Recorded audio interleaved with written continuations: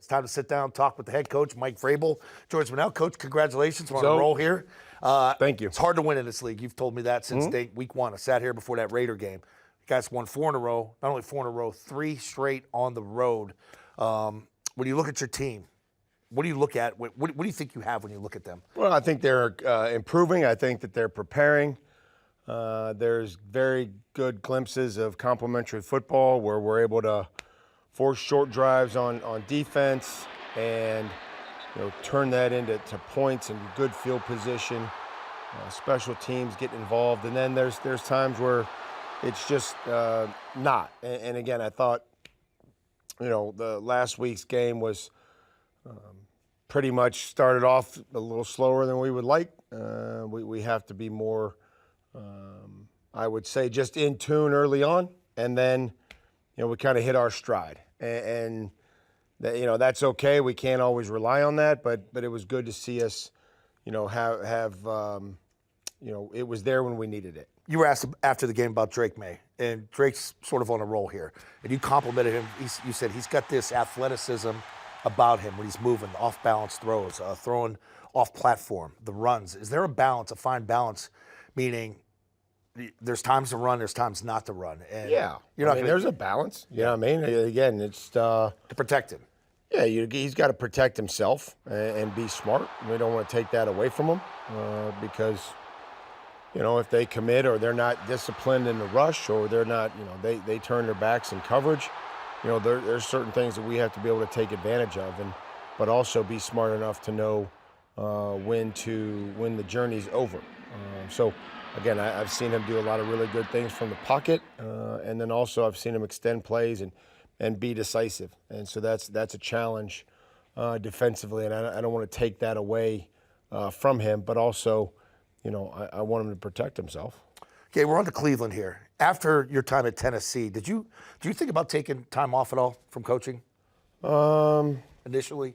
Maybe. Again, maybe. I just, I did, I guess, initially. Took a few interviews, had some really good interviews, some good opportunities. Didn't work out. So we just, Cleveland was, I enjoyed it. There's good people in that building. I have a lot of respect for Kevin and his staff. Your year there, how did that help you become the coach that you are today? Like, what did you take from that? I took that how critical the relationships are. How I spent a lot of time with players, more than you do when you're a head coach. So that was very rewarding, and it reminded me how important that is to make sure that those connections are strong, and that you're listening and that you're paying attention. I think it also taught me that there's nothing else that I want to do. And then be in this position. All right, Jim Schwartz was my grad assistant at Maryland. I remember him living in our dorm, eating pizzas every night. He's stuck around this league for a long time as a good defensive guy.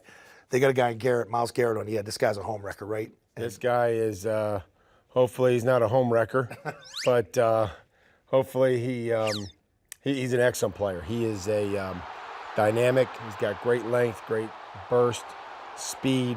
It's not like just a one-trick pony. He plays with power, plays with speed. He has excellent bend and avoid and great instincts.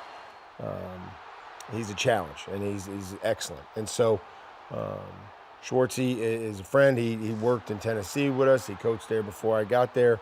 He helped us in Tennessee. And so he's done a great job in Cleveland, and he's got that defense playing really fast and really good. All right, time now for the Sports Illustrated ticket question of the week, and it comes from Carol B. She wants to ask you, Joe Mazzulla, I don't know if you've heard, had a game against the media, and he beat them down pretty good, 57-4, I think the score was, put them in their place. If your staff had a flag football game against the media, you'd have some fun with that, right? Like if Mike Felger's in the hole, you could run him over?